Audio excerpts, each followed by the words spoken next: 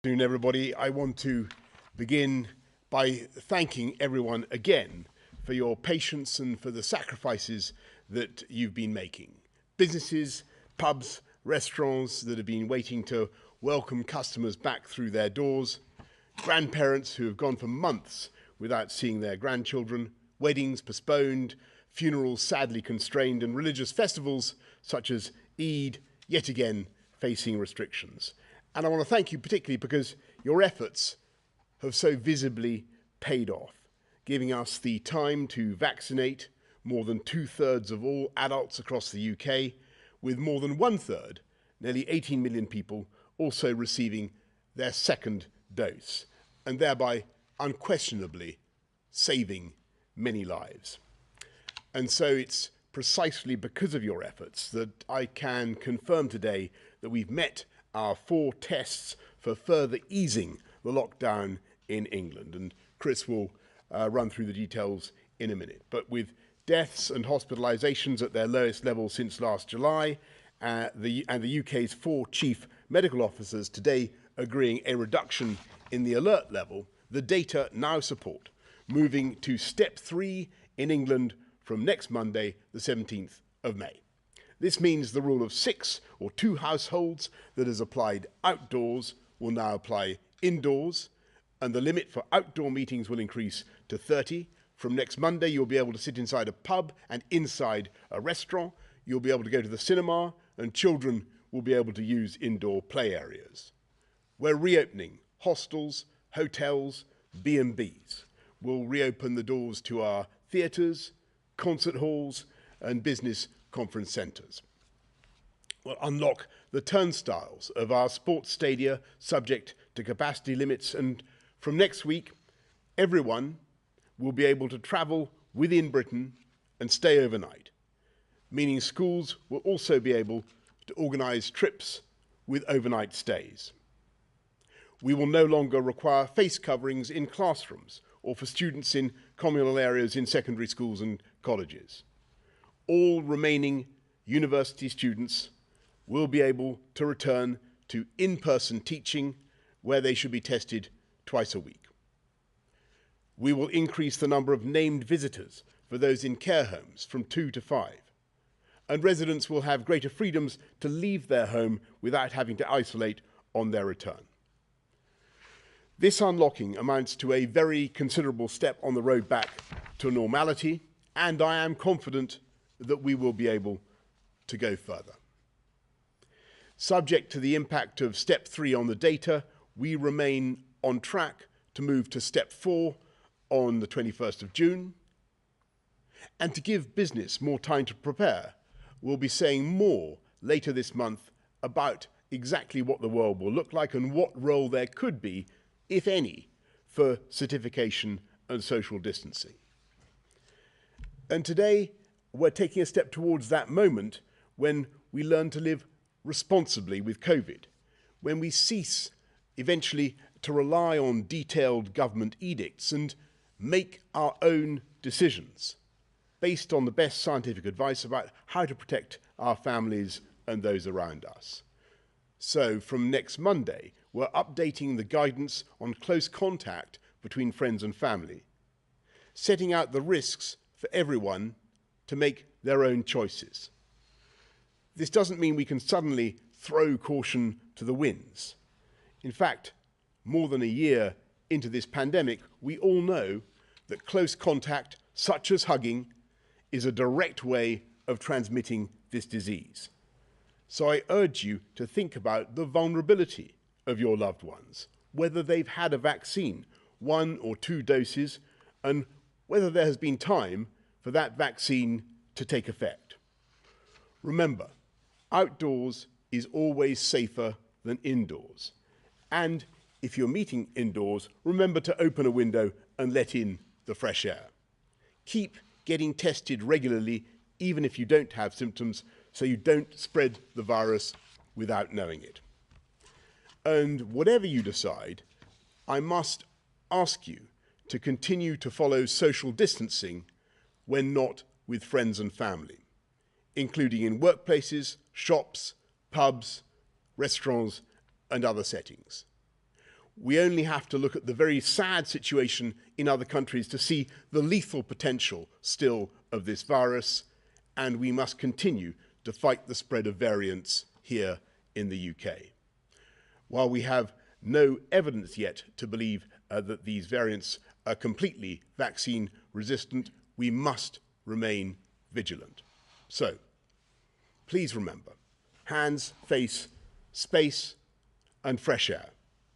And as we mark Mental Health Awareness Week, perhaps also take a moment to check in on friends and family and see how they are doing after all that we have been through together.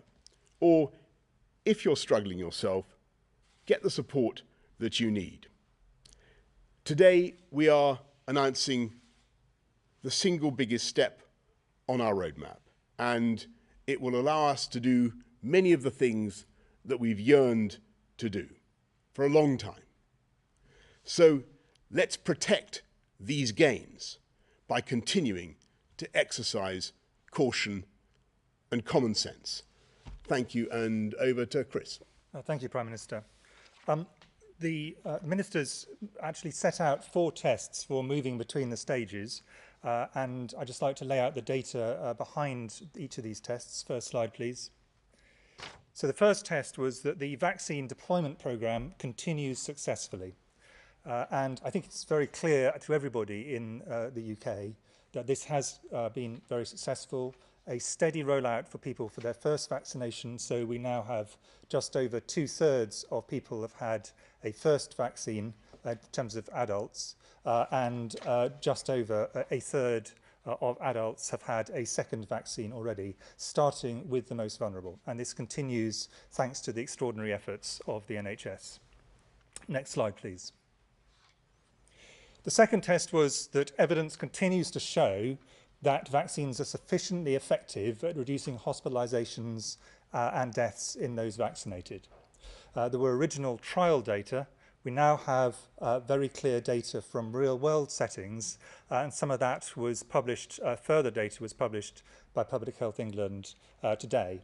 And this shows that there is somewhere between a 55% and 70% reduction in terms of symptomatic disease for people who've had a first vaccine, around a 75% to 85% reduction in terms of hospitalization, and around a 75% to 80% reduction in the chance of someone dying after they've had the first vaccine.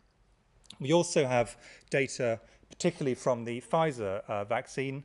It's accumulating for AZ, which we started to roll out slightly later, demonstrating that the second dose significantly further increases the protection, so that over 90% and possibly over 95% of people, protection for people from death if they have that vaccine. So this is undoubtedly, this test has been met. Next slide, please. There is, however, an important point to make on this, and that is that we know that the mortality, the chance of dying, and the chance of having severe disease is much more weighted towards people who are older or have pre-existing health conditions. And on the left-hand side of this graph, what we have is over the period of this pandemic, the total number of people who have sadly died of COVID in England. And what you can see is the red line demonstrates the age group to which we've got. So the majority of people in every age band over the age of 40 have now had a first vaccine, and a significant proportion of those at the top end of this have had a second booster dose. And they have got a lot of protection, but remembering this protection is not 100%. But on the right, what you see is the total number of people who actually have cases of COVID. And what this shows is that a substantial proportion of the people who catch COVID, and some of whom will get significant long-term problems themselves, but also who transmit COVID, have not yet been vaccinated. This tells us a very positive thing, that a lot of protection to those who are most vulnerable, but additionally it makes clear why it is that if we go too fast at this stage when things have gone so well thanks to the efforts of the entire population, that there is a risk of significant spread amongst those in the younger age groups. Next slide, please. The third test is that infection rates do not risk a surge in hospitalisations that would put unsustainable pressure on the NHS. And as the Prime Minister has said, the view of all the Chief Medical Officers for England, Scotland, Wales and Northern Ireland, and of the Medical Director of the NHS, based on advice from JBC, is not only that rates in hospital are very low, which we can see in this graph, showing there's been a steady decline and the number of people who've dying from COVID is now very small indeed, thankfully, in the UK, but that we do not think there is a likelihood in the next period after this upsurge of seeing a significant increase in pressure on the NHS, although some increase in transmission should be assumed as a result of the opening up that the Prime Minister has laid out. Next slide, please. The final test, and in a way the most difficult test, is the assessment of the risk from variants of concern. These are new variants of COVID, which might be one or other or both of either more transmissible than existing ones, and everyone in the country will remember that when the B117 variant first started emerging in Kent, it then spread incredibly fast, so more transmissible ones are potentially a problem, or ones which could cause problems with vaccination. And we do have some confidence that the vaccines we have provides a reasonable degree of protection from severe disease, but that can be reduced with some of the existing variants, including the one B1351 first described in South Africa, but others could emerge, or we might get more transmissible ones, and we have a concern at the moment about a variant called B1617.2, rather snappy name, first described from India. And this is actually spreading from very small amounts, but it is beginning to spread in certain parts of the country, and we need to keep quite a close eye on this. So the point about this is the threats are significantly reduced, but there are still some residual issues that we need to keep a very close eye on, and therefore we need to go carefully and steadily, as the Prime Minister has said. Thanks very much, Chris. Patrick, anything to add at this stage? Then let's go to members of the public. Anne from York. What proportion of recent daily infections is found to come from variants of concern other than the Kent variant? Chris, I think I'm going to pass that one to you. Yes, the numbers in terms of actually how many there were in the last slide, so I think people may want to look at the exact numbers. The proportions at the moment are less than 5%, are variants which are the not the B117, the Kent variant, which is the dominant one in the UK.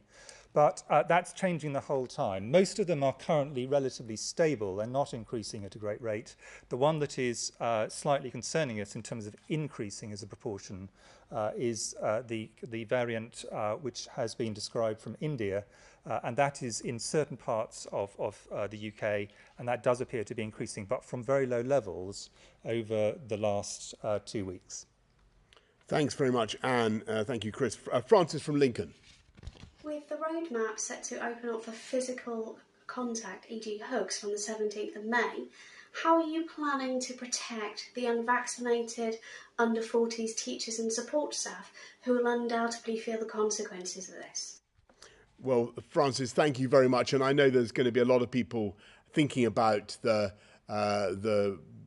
guidance on hugging and how, if at all, they should respond. And I would say that people, as I said in my earlier remarks, people should obviously you should do it if you think it's appropriate, if you think the risks are very, very low, but you should exercise care and common sense. And clearly, with unvaccinated people, there must be a greater risk of transmission than with those who have had vaccination. But there again, don't forget, Francis, that even with 2 doses of the vaccine, although you will be at much less risk of death or of hospitalization, there is still a risk of transmission, even though it's greatly reduced. So basically, Francis, it's up to all of us to exercise common sense and caution in the way we do it.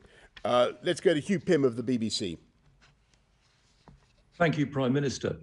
Is it possible that you might even bring forward the June the 21st date for the final stage of the roadmap and the lifting of all legal restrictions, or will you definitely stick to that as the earliest possible time? Hugh, I think it's very important that we should proceed cautiously, but as I've said many times now, hopefully irreversibly. And the secret of the success that we've had so far, I think, has been that we have been guided by the data, and we've given time to see the effect of each successive stage on the roadmap. So from March the 6th to April the 12th, and then from April the 12th to May the 17th, and then on to June the 21st, we've given ourselves a breathing space. What's happening today, or what's happening on Monday the 17th, everybody should understand, is a very considerable unlocking.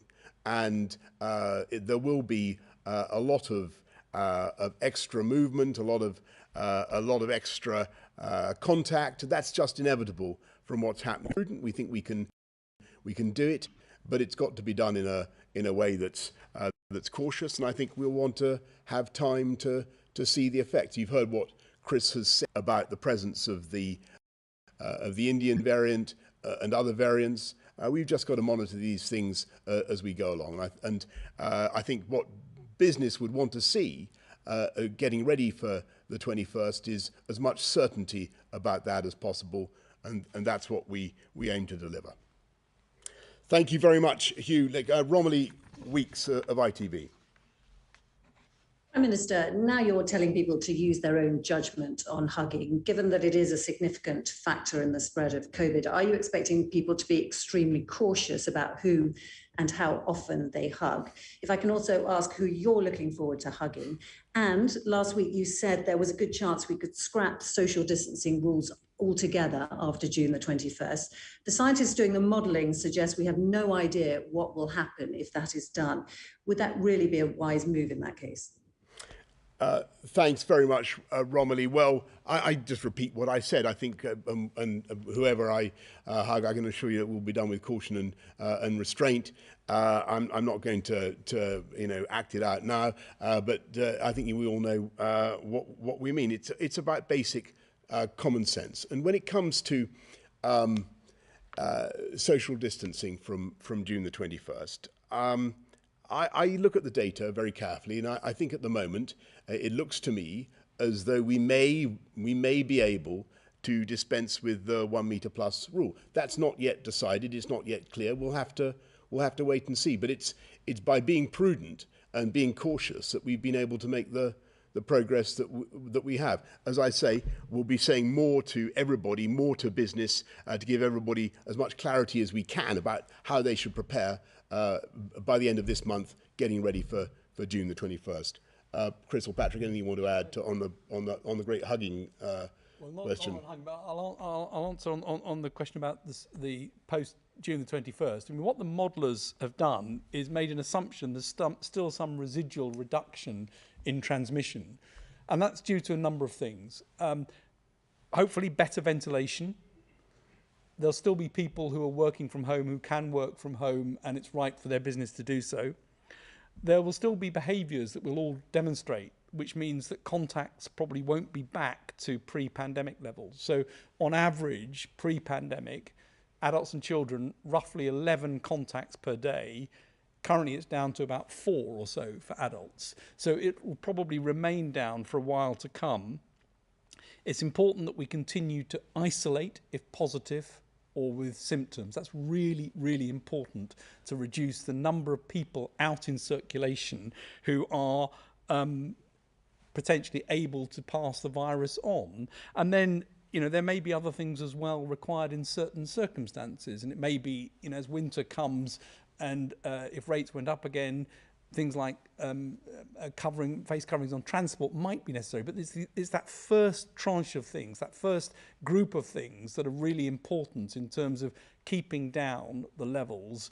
And those aren't big impositions on any of us. They're A, what we're going to do probably in terms of how we interact with each other, and B, things like the ventilation, the ability to still stay working from home if it's appropriate to do so. Thanks very much, Romilly. Tom Newton-Dunn, Times Radio. Thank you, Prime Minister. Question to all three of you, if I may. On working from home, I know you're going to give business time to prepare, you said that, but so that they can start to think about it now, is working from home going to go as terms of guidance on June the 21st, or should people be thinking about that continuing through the summer, through the autumn, potentially even through Christmas? And Prime Minister, you won't say who you'll hug first, but who will you shake hands with first? And when are you going to start shaking hands again? You won't want to last to stop shaking hands, maybe. Who are you going to shake hands with when you're allowed to, and when will that be? Tom, on all that, we're going to be giving, as I said, I mean, I don't want to be a, I don't. Your question's a very good one, but I think we're going to wait and give you more detail and more guidance about exactly what we mean by the end of social distancing later this month. I'm optimistic that things will get back much closer to normality. Let me put it like that. But clearly, people are going to continue to want to exercise their own judgment, their own discretion for a long while to come. You'll hear a lot more by the end of this month about exactly what the world after June the 21st is going to look like. At the moment, I'm feeling very positive about it, but we've got to be guided by the data.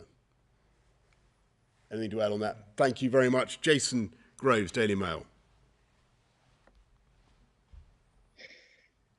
Hi, thanks, Prime Minister. Can I ask the scientists, given the excellent data we're getting on the success of the vaccines, could this now potentially be the last lockdown that we see, barring the emergence of any terrible new variant? And Prime Minister, can I just pick you up on that last point? You've said in the past that you would like to see people back at their desks at the end of all this. Is that how you see the future? Do you think people can work as effectively there, or is working from home got a big part to play in the future still? Last lockdown, Chris Patrick. Well, I mean, as the Prime Minister said, this is a big step that's being taken now. The step 3, lots of things are starting up again. Over the next month, there'll be many more people vaccinated. So the balance is between opening up and getting enough people vaccinated to be protected. So it's important that we don't get out of step with that and go ahead of ourselves. I think things are really pointed in the right direction. We'll have a much clearer idea of the effects of step 3 in mid-June, so we'll know what effect that's had. But everything is pointed in the direction that the vaccines are producing very effective reduction in hospitalizations and death, as Chris has said. We know that they're also reducing onward transmission. All of that points to this now being a much smoother path. It points to a lower increase than you might otherwise have expected with another wave. And things, if they carry on without variants, are definitely pointed in the right direction. Yeah, and Jason, on your point about what's the world going to look like? Are people going to get back to work? Do we want people to get back to work? Well, I just remember when I was running TfL, I think I made this point before, observing a sort of paradox of transport, which is that the more people can communicate remotely with brilliant electronic devices, the more able they are to meet other people over the internet or through the ether, the more reasons they actually find to meet face to face. And I'm pretty certain, and I know this is contested, but I'm pretty certain that eventually our town centres are going to be, our city centres are going to be full of bustle, full of people wanting to interact again in the way that they always have done. Now, I might be mistaken in that belief, but I've a long experience of watching the way great metropolises operate. Leads me to suppose that is what will happen. Seb Payne of the Financial Times. Thank you very much, Prime Minister. What you've announced today suggests that the pandemic is beginning to become under control and we may be past the worst of the crisis. Where do you think it would be reasonable and not irresponsible then for Scotland to hold a second independence referendum? And for Professor Whitty, your slides showed that the number of cases of the Indian variant have doubled in the last week. Are you at all concerned this could destabilise the lockdown easing plans and could lead to a further lockdown in the autumn? Well, Seb, on your first point, I had good conversations with all the heads of the devolved administrations, and I can tell you everybody was resolved that the number one priority for the whole of the UK was to build back better, come out of the coronavirus pandemic and build back better together.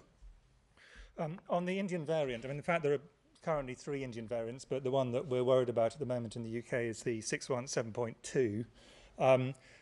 It has gone up very sharply, and I think that's a reason for us to be very careful about it. And there's a lot of work being done by Public Health England to try and delineate where it is and to work out ways by testing and isolation we can get that on top of get on top of the curve of that. India has also gone into the red list, which means that new people coming in would have been significantly reduced. But I think what you know, in answer to both your question and to the previous one, what we know is with all the variants that things can come out of a blue sky. You're not expecting it, and then something happened. That happened obviously with the B117, and that has happened to India with this variant as well. So I think it would be very imprudent to say it is impossible. I think at this point in time, I think our view is that this is a highly transmissible variant, at least as transmissible as the B117 variant. It is possible it is more transmissible, but we'll have to see at this point in time.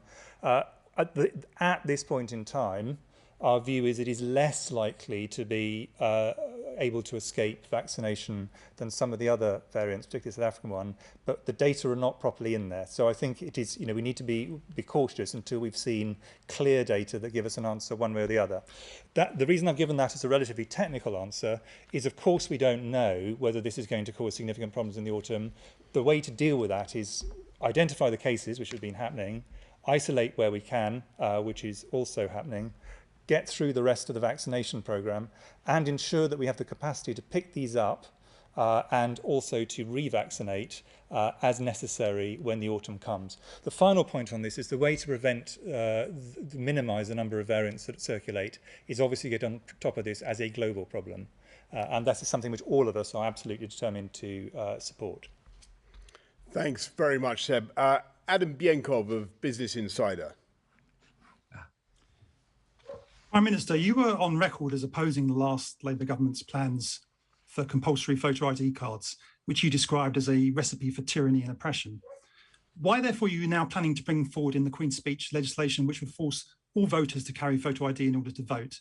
And given the fact that there was just a single conviction in the entire country for in-person voter fraud at the last general election, and given that studies show that Labour voters are much less likely to possess photo ID than Conservative voters, what do you say to people who suggest this is merely an attempt to suppress the votes of people who may not vote for the Conservative Party? Adam, I would say that was complete nonsense, and what we want to do is to protect democracy, the transparency and the integrity of the electoral process, and I don't think it's unreasonable to ask first-time voters to produce some evidence of identity. So that's the reason. Okay, everybody, thank you very much indeed. Thank you.